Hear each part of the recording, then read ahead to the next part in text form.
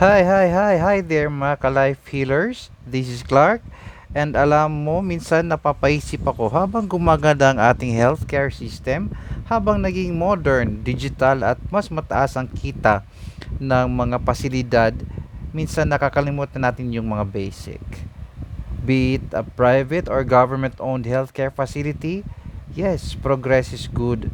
Pero sana hindi natin nakakalimutan yung essence of true care. Okay? Ano po yung mga example nito? Yung simpleng malinis na kortina, maayos na bedside table, bintanang pwedeng isara kapag may bagyo, isang magalang na pagbati sa mga staff or from the staff, at mahinhing pag-administer ng gamot at pagsasabi sa relatives or sa patient na magbibigay po ako ng gamot, antibiotic po ito. Ay yung simple lang pero malaking bagay para sa pasyente.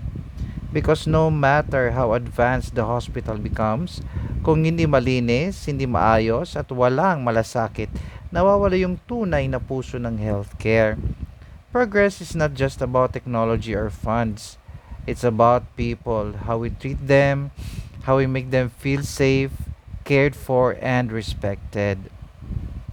Kaya ngayong araw, sana maalala natin whether nasa management ka, nurse ka, midwife ka, doktor ka, or admin ka, progress means nothing if we forget the basics.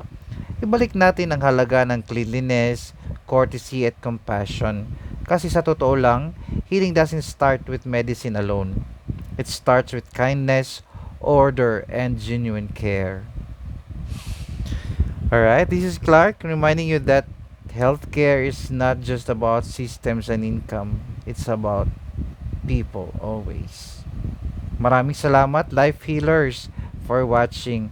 Kung nakarelate ka o na-inspire ka sa message na to, please like, subscribe, and i-click ang notification bell para updated ka sa susunod kong mga reflections about healthcare, kindness, and life. Let's keep spreading healing, not just through medicine, but through compassion. Remember, every act of kindness heals. Thank you at maraming salamat po ulit. Bye-bye.